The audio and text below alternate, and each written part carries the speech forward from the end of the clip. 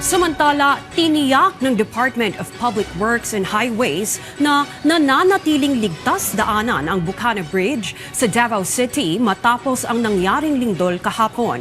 Batay rin sa pagsusuri, magtatagal lamang ng ilang araw ang pagsasaayos sa ilang bahagi nito. Si JC Aliponga sa sentro ng balita.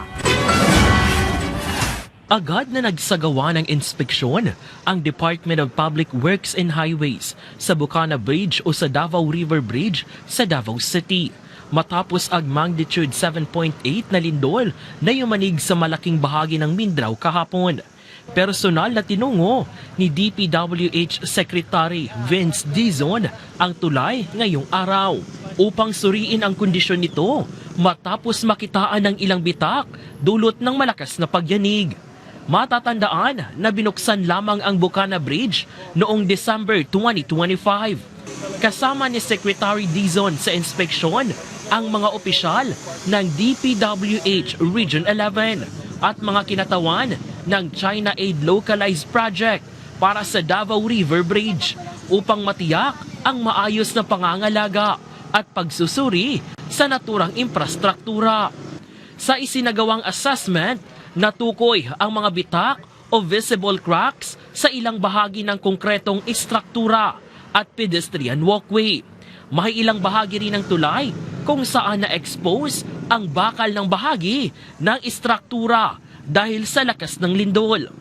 Nakita rin ang ilang nasirang railings at mga steel components na natanggal o na-displace habang yumanig ang lupa.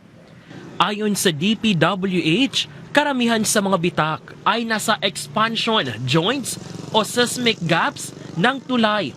Mga bahagi ng sadyang disenyo upang gumalaw kapag may lindol upang maiwasan ang mas malaking pinsala sa buong istruktura. Base sa pagsusuri ng mga enhenyero, minor repairs lamang ang kinakailangan at inaasahang matatapos sa loob ng 3 hanggang 5 araw. Very minor lang. Kaya napapansin nyo, nadadaanan pa rin natin yung tulay. So safe na safe siya, na-check na rin yung ilalim. Safe.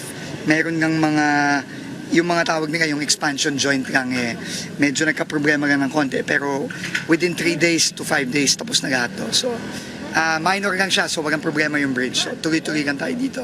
Tiniyak ng DPWH na nananatiling ligtas at operational ang Bukana Bridge para sa publiko at maaari pa rin itong gamitin sa lahat ng uri ng sasakyan habang isinasagawa ang mga kinakailangang pagkukumpuni. Wala tayong closure sa Davao City. So open lahat tayo. So awa ng Diyos,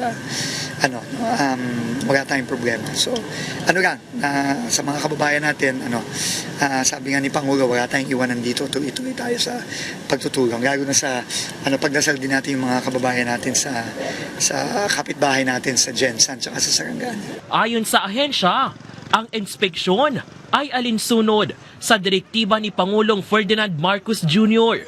upang tiyakin ang structural integrity ng mga pangunahing infrastruktura at agad na maisagawa ang mga kinakailangang pag-aayos matapos ang lindol. Mula dito sa Davao City, JC Aliponga para sa Bayan.